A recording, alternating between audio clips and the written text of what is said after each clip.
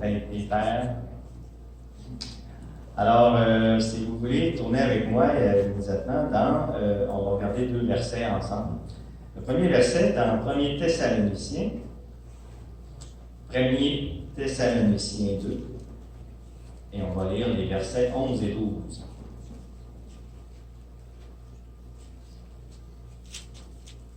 Premier Thessaloniciens 2, et on va lire les versets 11 et 12. Il est écrit: Vous savez aussi que nous avons été pour chacun de vous ce qu'un père est pour ses enfants, vous exhortant, vous consolant, vous conjurant de marcher d'une manière digne de Dieu, qui vous appelle à son royaume et à sa gloire. Et le deuxième verset dans 1er Timothée.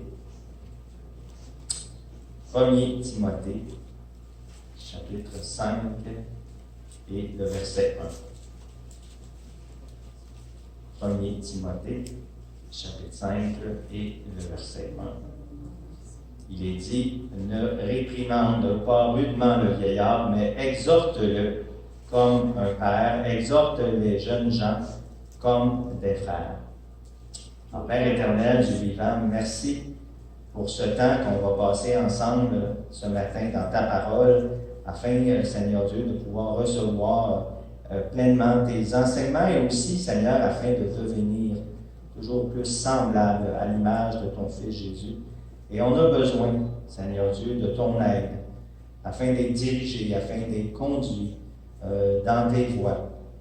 Car de nous-mêmes, Seigneur, nous sommes incapables de produire du fruit pour ta gloire. Alors, Seigneur Dieu, accorde-nous ce matin, encore une fois, cette sagesse qui vient d'en haut, afin qu'on puisse, Seigneur, mettre tes enseignements, tes instructions en pratique dans nos vies, et assurément, Seigneur, qu'elles nourrissent nos âmes.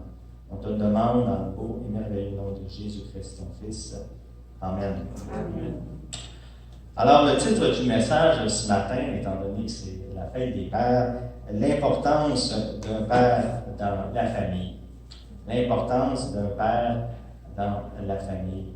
Et à l'image, comme on l'a dit tantôt, à l'image de Jésus-Christ, il n'est pas venu pour être servi. Il est venu pour donner sa vie, il est venu pour servir. Et je crois que le père devrait agir de la même façon envers sa famille. Et pour ceux et celles qui étaient là, le 16 juin 2019, j'ai apporté justement la parole à cette même occasion pour la fête des papas. Et selon ce qu'on a vu mercredi soir, les us et coutumes, c'est une tradition qui remonte très loin, de donner, d'honorer un peu les pères au travers de ce qu'ils font dans la famille. La dernière fois, on s'était posé la question suivante: le rôle du père a-t-il changé au fil du temps? Et on s'est rendu compte que ce n'est pas nécessairement le rôle que la parole de Dieu donne au père qui a changé, mais plutôt les hommes qui veulent plutôt donner un rôle moins important aux hommes dans la famille d'aujourd'hui, un rôle plus d'une personne qui est un pourvoyeur plutôt qu'autre chose. Il y a un rôle vraiment limité. Et on va voir dans ce premier exemple avec Job, que c'est complètement le contraire. Donc dans Job, on va lire Job 1, les versets 4 et 5.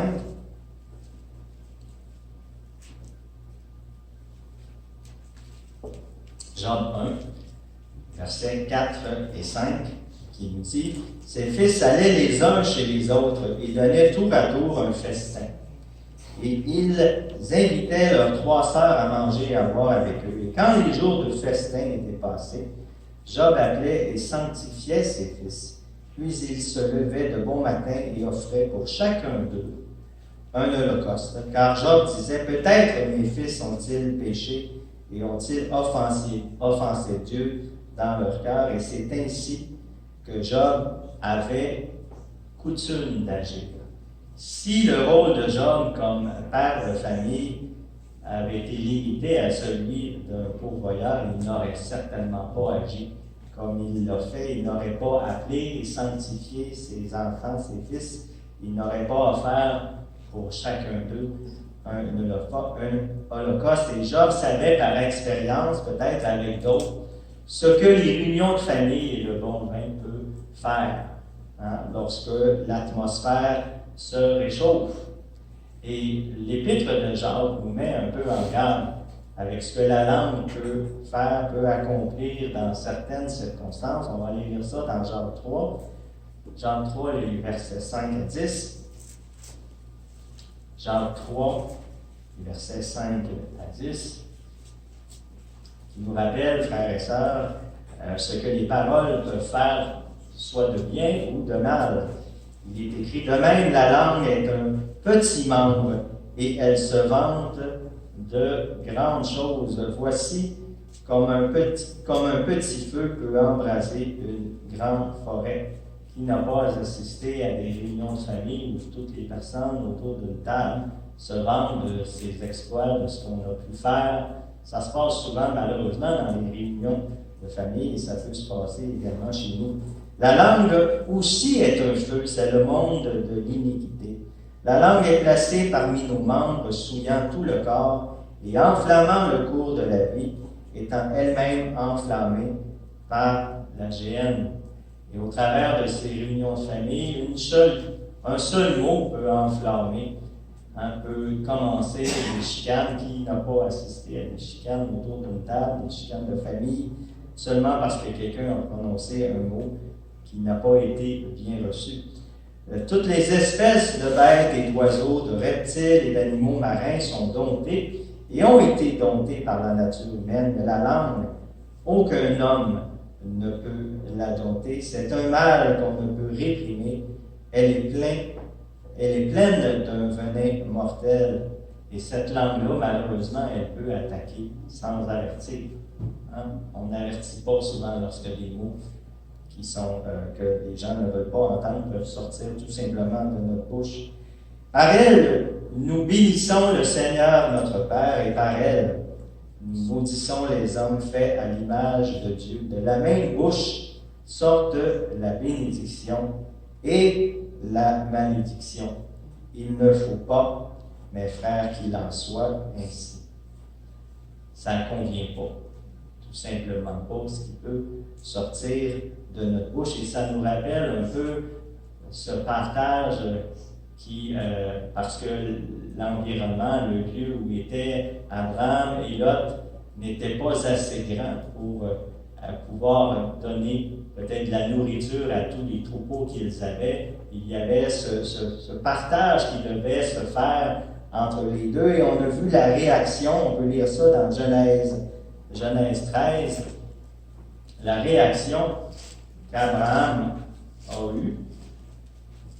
Il n'a pas justement qu'il y ait de dispute entre les deux. Et on peut lire justement à partir du verset 8, Abraham dit à Lot qu'il n'y ait point, je te prie, de dispute entre moi et toi, ni entre mes bergers et tes bergers, car nous sommes frères. Nous sommes frères. Tout le pays n'est-il pas devant toi, sépare-toi de moi, et si tu vas à gauche, j'irai à droite. Si tu vas à droite, j'irai à gauche. Tous les gens autour voyaient, étaient témoins de cette dispute qui aurait pu avoir lieu entre les personnes, mais on sait très bien qu'au même titre, Job ne voulait pas que ses enfants soient un mauvais témoignage pour tous ceux et celles qui pouvaient être autour.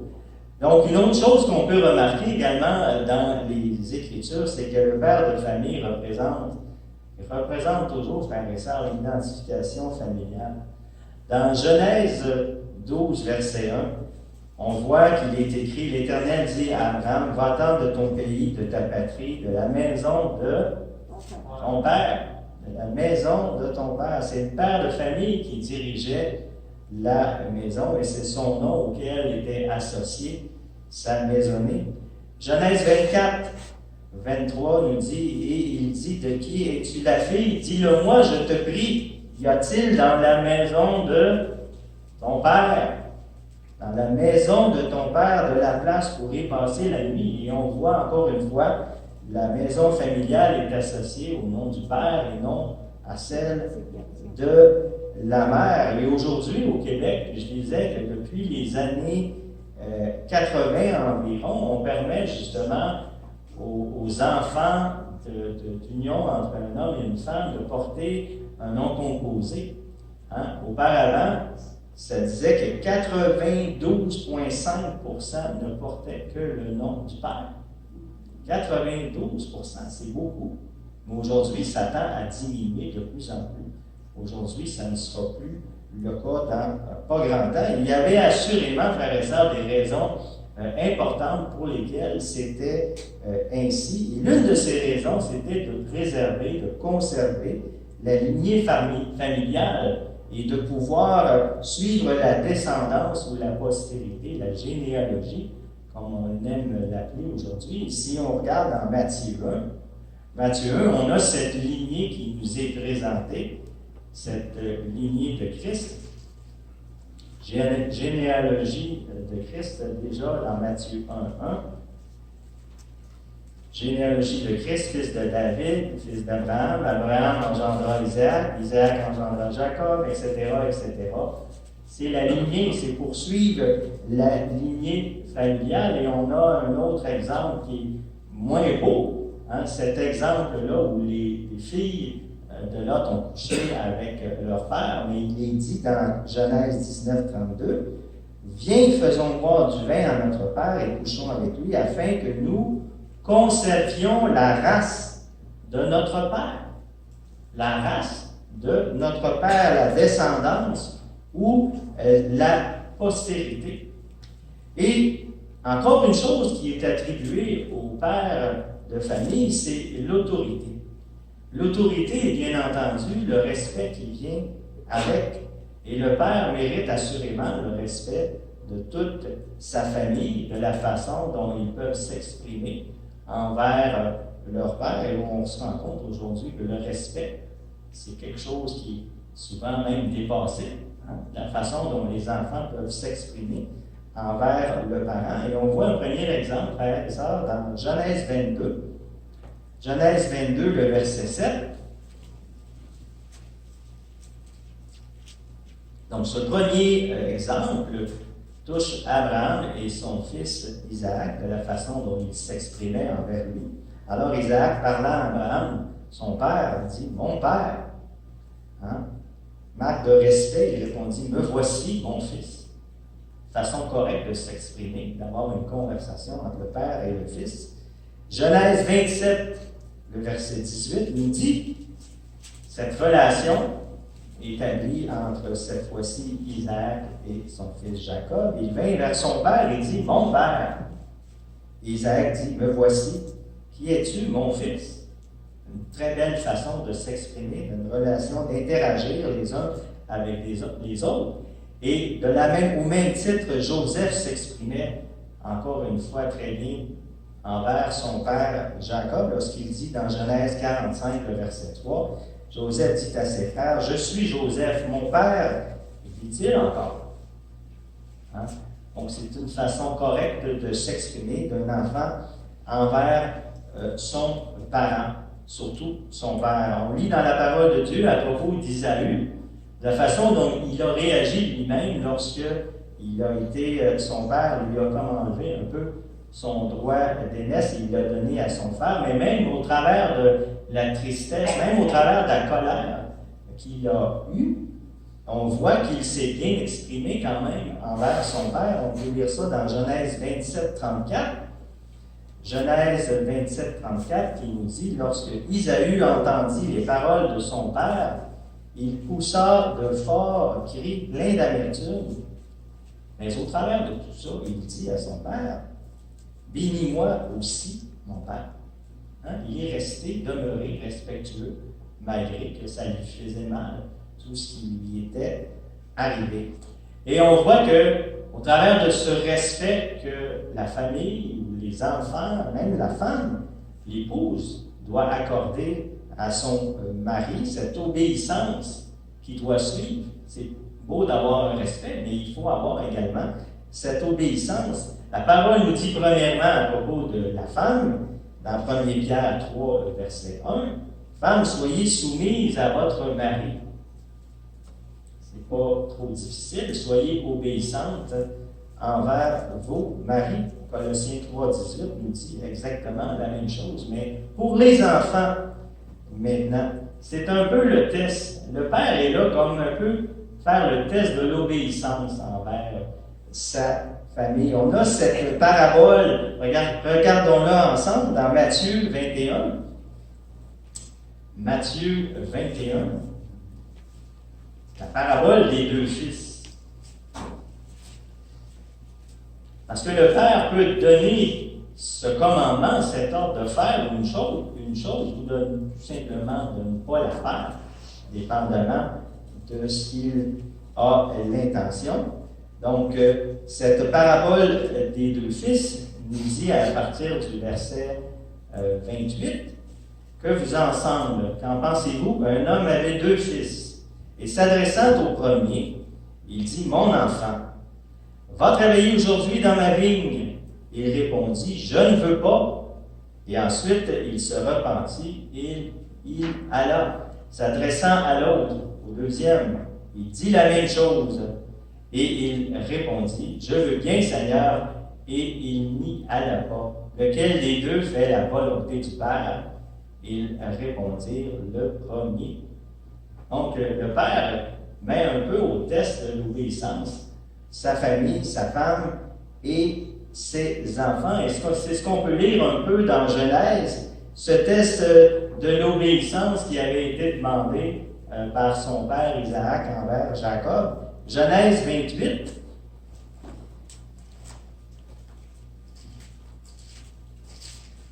Genèse 28, les versets 1 et 2. Qui nous dit, Isaac appela Jacob, le bénit, il lui donna cet ordre, ce commandement.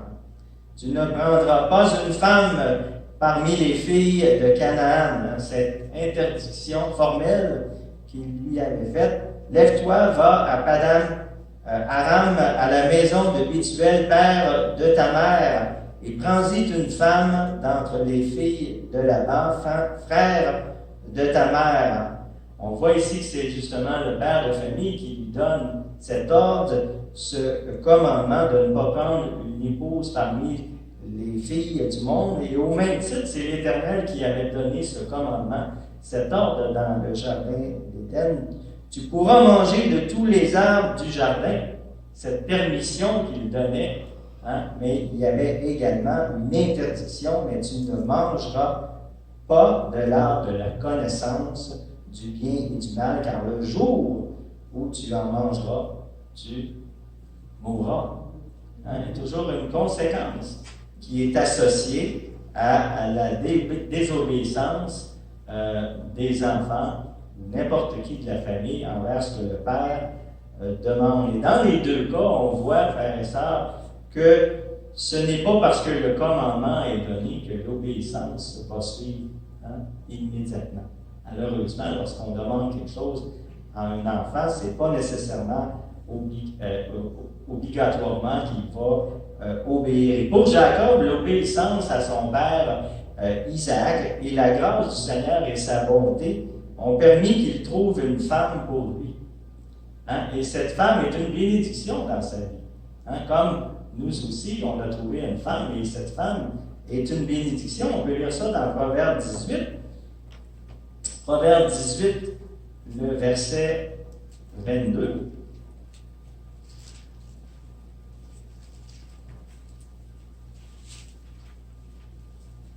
Celui qui trouve une femme trouve quoi? Le bonheur. Celui qui trouve une femme trouve le bonheur. C'est une grâce qu'il obtient de l'Éternel. Merci Jean-Claude. C'est une grâce qu'il obtient de l'Éternel. On est heureux, en tant que père, d'avoir une épouse qui prend soin de nous, qui prend soin de sa famille. C'est une bénédiction que nous avons. Et on pourrait penser que l'ordre qui avait été donné du Père c'était seulement un ordre qui provenait de lui. Souvent, on pense que parce que le père parle, que également l'épouse peut être en désaccord avec ce que le père demande, mais ici, dans ce cas-là, on voit que les deux sont en accord, ce qui est merveilleux. Dans Genèse 28, le verset 7, on voit que Isaü a constaté que Jacob avait obéi à qui? À son père et à sa mère. Donc, ce n'est pas seulement le père qui en avait décidé ainsi, la mère était également en accord avec le père dans cette situation-là. Et dans le cas d'Isaü, on voit que la bénédiction qui avait été accordée à son frère Jacob par son père Isaac lui avait laissé un goût amer. Hein? Il n'était pas vraiment heureux, il n'était pas vraiment content, et il a développé certainement à l'intérieur de lui un désir de se venger.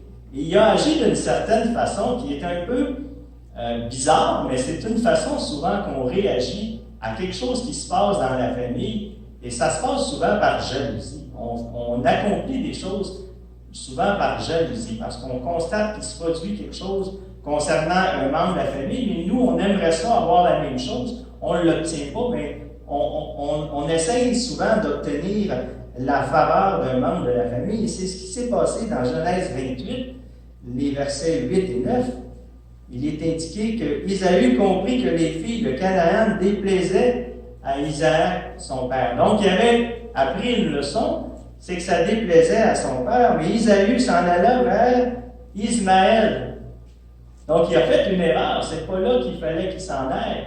Hein? Souvent, on fait des choses dans nos vies, justement parce qu'on est mécontent d'une situation et on pense que en s'en allant faire autre chose, on va plaire à nos parents, mais c'est exactement le contraire qui s'est produit. Donc, c'est important que même si on a de la souffrance au travers de tout ça, de s'en remettre à Dieu, afin que justement notre colère, notre amertume ne grandisse pas. Et heureusement, dans le cas de Jacob, lorsqu'il a revu son frère quelques années plus tard, on voit la réaction est complètement différente, peut-être ce à quoi on aurait pu s'attendre. On peut lire ça dans Genèse 33. Genèse 33.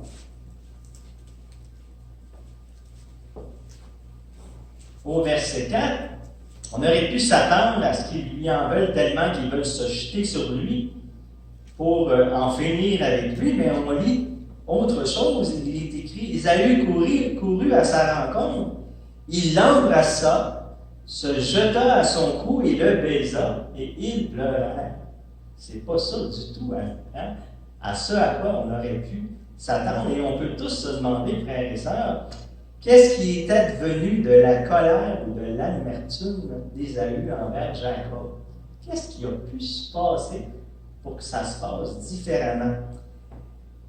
Et si on regarde attentivement la parole, justement, on peut y lire quelque chose, on peut se demander si ce n'est pas l'effet du temps. Parce que ça faisait déjà 14 ans qu'il ne s'était pas vu. Hein, ça faisait, il avait servi 7 ans pour une première femme, 7 ans encore pour une autre. Donc, il l'a revu plus tard que 14 ans. Est-ce que c'est l'effet du temps qui a fait en sorte que sa colère, son amertume disparaissent tout d'un coup? Est-ce que c'est l'effet de la prière? Hein? Parce qu'il y a eu une prière qui avait été faite justement par Jacob afin qu'il ne s'en prenne pas à lui au travers de cette amertume qui s'était peut-être développée. Il ne l'avait pas revu depuis ce temps-là. Il avait prié le Seigneur pour qu'il ne s'en prenne pas à lui. Est-ce que c'était ça qui s'était produit? Est-ce que c'était la promesse que Dieu avait faite à Jacob, qu'on peut trouver justement au chapitre 32 et au verset 9 et 12, qui lui ferait du bien? Hein? Et qu'il rendrait sa postérité comme le sable de la mer. Le Seigneur lui avait fait une promesse. Est-ce que c'est cette promesse-là qui a tout changé? Est-ce que c'est l'abondance des bénédictions que le Seigneur avait accordées à Isaü? Peut-être ça aussi. Mais peu importe, Seigneur, frères et sœurs, la manière dont le Seigneur s'y prend pour rétablir des ponts.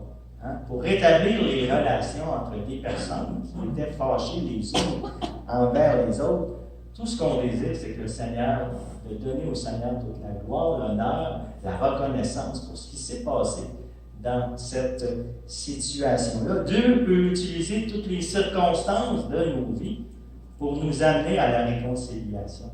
Amen.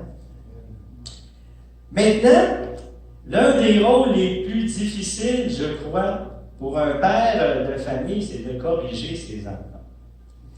De les réprimander au travers des choses qu'ils font de mal, des choses qu'ils disent de mal, la désobéissance au travers de ce qu'on avait demandé à nos enfants de faire, et que ce soit à la maison ou que ce soit à l'extérieur, peu importe. Donc, on a tous eu, frères et sœurs, des situations comme telles où on a dû corriger nos enfants, et souvent même, avant même de savoir la raison pour laquelle ils l'avaient fait. Et on voit cet exemple-là, je crois, dans Genèse 37. Genèse 37, le verset 10, qui nous donne cet exemple-là de Jacob envers son fils Joseph. Genèse 37, 10 nous dit, il raconta à son père et à ses frères, en parlant de ce songe, son père le réprimanda et lui dit, que signifie ce songe que tu as eu? Moi, je peux m'imaginer ce ton exaspéré d'un père de famille qui n'en vient pas d'entendre ça de la bouche de son enfant. Il dit, que signifie ce songe que tu as eu? Faut-il que nous venions, moi, ta mère et tes frères, nous prosterner en terre devant toi? Et on peut assurément se poser des questions sur la manière utilisée par Jacob pour gronder son enfant, lui faire des reproches, mais il n'y avait pas de manuel. Hein? Souvent on dit ça, il n'y avait pas de manuel sur la façon de se comporter envers nos enfants, et c'est important au travers de ce qu'on peut recevoir comme explication, nous dit la parole dans Jacques chapitre 1, verset 19, qui nous met en garde contre cette colère qu'on peut développer, avant même d'avoir les explications qui nous sont données par nos enfants. Sachez-le, mes frères bien-aimés, ainsi que tout homme soit prompt à écouter, lent à parler et lent à se mettre en colère. Hein? Prompt à écouter, lent à parler et lent à se mettre en colère. Et souvent, malheureusement, la première réaction, c'est qu'on se fâche. Hein? Avant même d'avoir entendu quoi que ce soit comme raison, on se fâche. Et on peut s'imaginer également que la façon de reprendre nos enfants lorsqu'on le fait, et on le voit ici que dans le cas de Jacob envers Joseph, il l'a fait devant ses autres frères.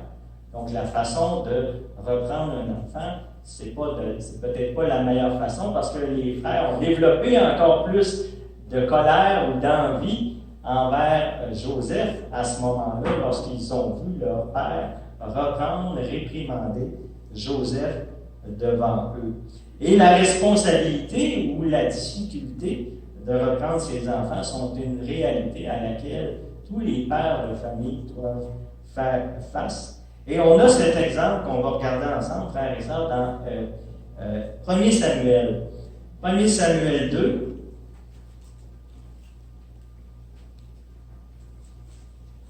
Les versets 22 à 24, on a cet exemple du prophète Élie, qui nous rappelle à tous, pères de famille, qu'il faut agir sans tarder pour corriger nos enfants. Et ne pas attendre que d'autres viennent se plaindre à nous. Ils nous disent de mauvaises choses sur nos enfants. Ça peut tous nous arriver à un moment donné. Il est écrit, Élie était fort âgé. Il apprit comment ses fils agissaient à l'égard de tout Israël. Il apprit aussi qu'il couchait avec les femmes qui s'assemblaient à l'entrée de la tente d'assignation. Il leur dit, « Pourquoi faites-vous de telles choses? Car j'apprends de tout le peuple vos mauvaises actions. Non, mes enfants, ce que j'entends dire n'est pas bon. Vous faites pécher le peuple de l'Éternel. » Et après ma mort, on pourrait penser qu'Élie avait certainement une bonne excuse. Il était vieux. Hein? C'était pour lui peut-être difficile de s'occuper de ses enfants, de les réprimander. Mais ce qu'on peut lire également, c'est que le mal était déjà fait. Hein? Il le savait probablement dans le passé que ses enfants faisaient des choses. Il s'était probablement tué. Mais là, il ne pouvait pas faire la même chose. Il ne pouvait pas ne rien faire parce que là, c'était plein de gens qui venaient lui dire que ses enfants avaient mal agi. Et on peut voir cette même chose avec le roi David. Le roi David, lui aussi, a eu un certain problème avec un de ses enfants qui s'appelait Adonijah. Premier roi 1, 5, 6 nous parle de la réaction que David a eue avec un de ses enfants. Et on peut voir ce que ça donne, frères et sœurs, d'avoir comme parents une indulgence. Souvent, on est facile à pardonner, on est facile à excuser nos enfants, mais cela peut nous mener plus tard à des problèmes. Premier roi 1, verset 5-6 nous dit « Adonijah, fils de Haggith, se laissa emporter par l'orgueil jusqu'à dire « C'est moi qui serai roi. » Et il se procura un char et des cavaliers et 50 hommes qui couraient devant lui. Son père ne lui avait fait de sa vie aucun reproche. Hein? En lui disant, pourquoi agis-tu ainsi? Il n'en avait pas fait de reproche à son enfant. Adonijah était en outre très beau de figure et il était né après Absalom. Et je me suis dit, est-ce que c'est là qu'est née la définition du mot enfant roi? Hein? Enfant roi, dans le dictionnaire, on peut lire, c'est un enfant qui est centré sur lui-même, un enfant qui est égoïste. Et peut-être que le fait que David n'avait pas agi dans la jeunesse de son fils Adonijah, peut-être que c'est là que ça a contribué à développer chez lui cette façon d'agir, cet orgueil peut-être qui s'est développé avec le temps et personne par la suite n'osait le reprendre. C'était normal. Il agissait de façon normale. Il n'y a personne qui s'était plaint auparavant de ce comportement. Mais quoi qu'il en soit, on peut assurément dire que le père de famille devra répondre un jour ou l'autre de ses enfants. Que ce soit en bien, que ce soit en mal, et aucun père de famille ne veut ou n'aime recevoir un téléphone. Je ne sais pas si ça vous est déjà arrivé de recevoir un téléphone de l'école ou de recevoir un téléphone de quelqu'un pour vous dire que votre enfant avait mal agi. Mais dans le cas de Jacob, je me suis dit, il avait 12 fils. 12 enfants. Imaginez-vous la charge morale que ce père pouvait avoir en ayant 12 fils. Hein? Quel comportement ces enfants, ils dépendaient des comportements de ces enfants et on doit se souvenir de cette culpabilité qui s'était développée chez les fils de Jacob, combien ça devait peser lourd, hein? Non seulement chez eux, cette culpabilité, ils vont en parler dans Genèse 42, le verset 21, mais également peser lourd chez le père. Genèse 42, le verset 21 nous dit, « Ils se rendirent alors l'un à l'autre, ils se dirent alors l'un à l'autre, « Oui, nous avons été coupables envers notre frère, car nous avons vu l'angoisse de son âme quand il nous demandait grâce, et nous ne l'avons point écouté. C'est pour cela que cette affliction nous arrive. » Et on voit la façon dont Jacob a réagi plus tard lorsque ses fils sont revenus d'Égypte. Combien ça a été difficile lorsqu'ils leur ont expliqué comment ils avaient agi envers dans leur comportement tout le long. Dans Genèse 42, le verset 36, on peut voir tout ce poids que Jacob pouvait ressentir intérieurement sur l'agissement de ses fils qui retombait maintenant sur lui. Il est écrit que Jacob, leur père, leur dit « Vous me privez de mes enfants. Jacob n'est plus, Joseph n'est plus, Siméon n'est plus, et vous prendriez Benjamin. C'est sur moi que tout cela retombe.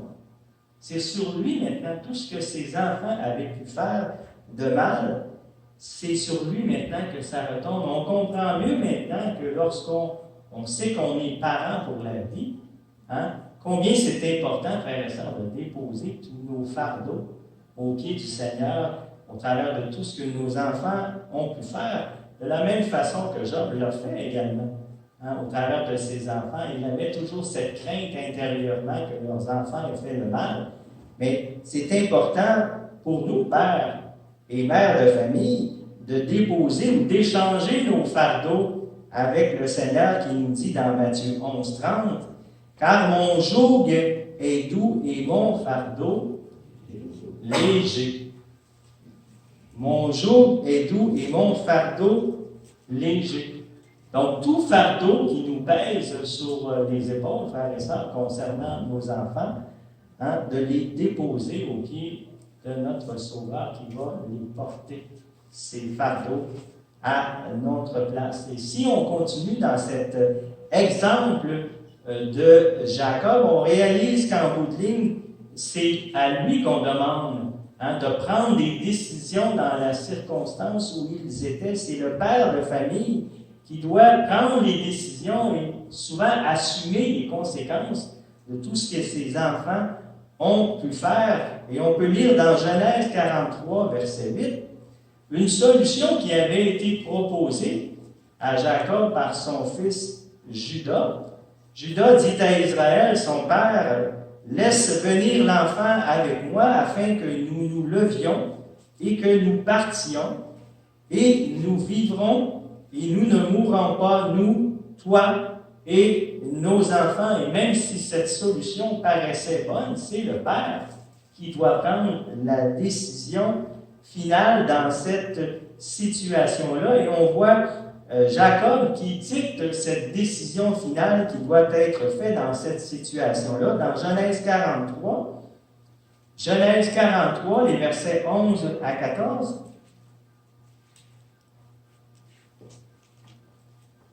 on peut y lire, Israël, leur père, leur dit, « Puisqu'il le faut, faites ceci.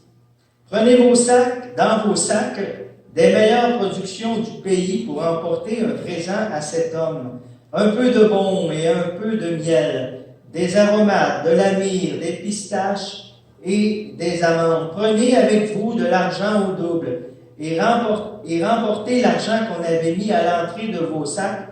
Peut-être était-ce une erreur. Prenez votre frère et levez-vous, retournez vers cet homme. Que le Dieu Tout-Puissant vous fasse trouver grâce devant cet homme et qu'il laisse revenir avec vous votre autre frère et Benjamin. Et moi, si je dois être privé de mes enfants, que j'en sois privé. » Ce qu'on peut voir ici, ce qui est intéressant, frères et sœurs, de constater, c'est que le père de famille prend la charge, les décisions, et pour sa famille. La première chose qu'on peut voir, c'est qu'il réfléchit à la nécessité de prendre une action. Et dans le cas présent, il dit « puisqu'il le faut ». Donc, il avait décidé que c'était la meilleure chose à faire pour sa famille, pour le bien-être de sa famille. On voit qu'il ne laisse pas au hasard ou à quelqu'un d'autre de prendre cette décision qui doit être prise. C'est lui qui la prend, cette décision, et il va faire tout en son pouvoir, mais il demande une chose, c'est l'aide du Seigneur. Il a prié, justement, pour que le Seigneur intervienne dans la situation où ils étaient, et il a également évalué les risques d'aggraver la situation où se trouvaient présentement ses enfants.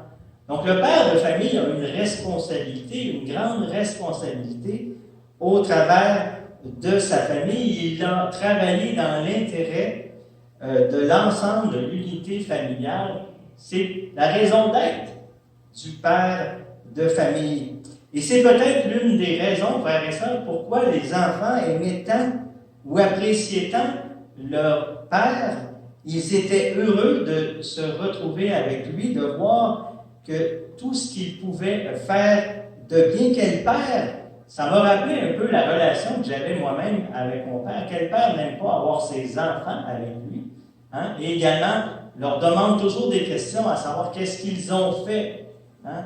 Je ne sais pas si ça vous est arrivé dans votre relation que vous aviez avec votre père, qui vous pose des questions. Est-ce que ça va bien à l'école, au travail? Donc, c'était ce genre de relation.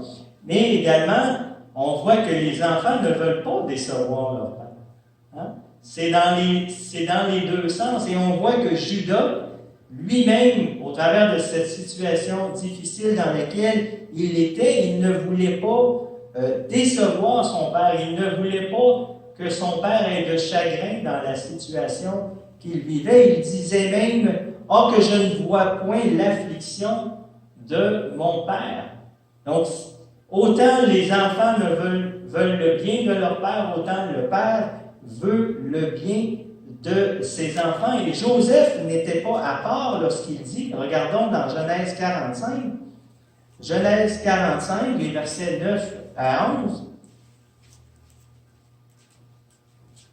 il désirait lui aussi le bien de son père Jacob. Il dit, hâtez-vous de remonter auprès de mon père et vous lui direz, ainsi a parlé ton fils. Hein? Il aime s'appeler son fils, hein? Ton fils.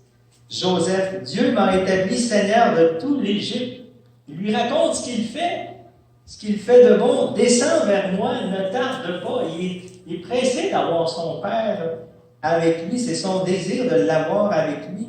Tu habiteras dans le pays de Gozen et tu seras près de moi. Hein? C'était son désir de l'avoir près de lui. Là, je te nourrirai, je prendrai soin de toi.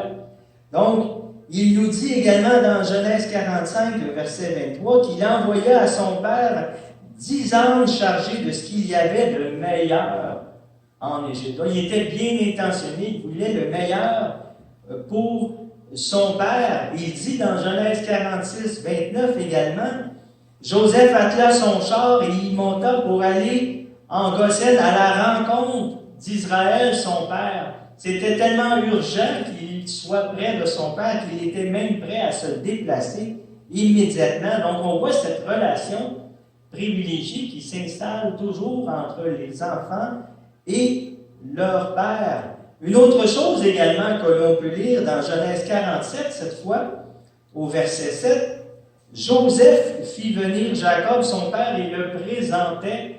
Hein?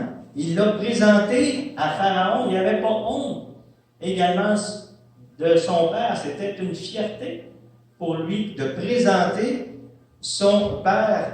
Donc, on voit au travers de ces choses, au travers de cette journée spéciale, que le père a une grande responsabilité dans la famille, même si dans la société d'aujourd'hui, on ne reconnaît plus ce rôle du père de famille. On veut plutôt le négliger, on veut plutôt le mettre de côté, le faire en sorte que ce rôle soit diminué dans la famille. Mais comme on l'a vu ensemble au travers des différents exemples de la parole de Dieu, il contribue, frères et sœurs, à l'épanouissement de tous les membres de la famille. Il est celui qui doit veiller sur la protection physique, sur la protection spirituelle de chaque membre de la famille. Il doit veiller sur l'obéissance également de tous les membres de sa famille afin que la famille fonctionne bien.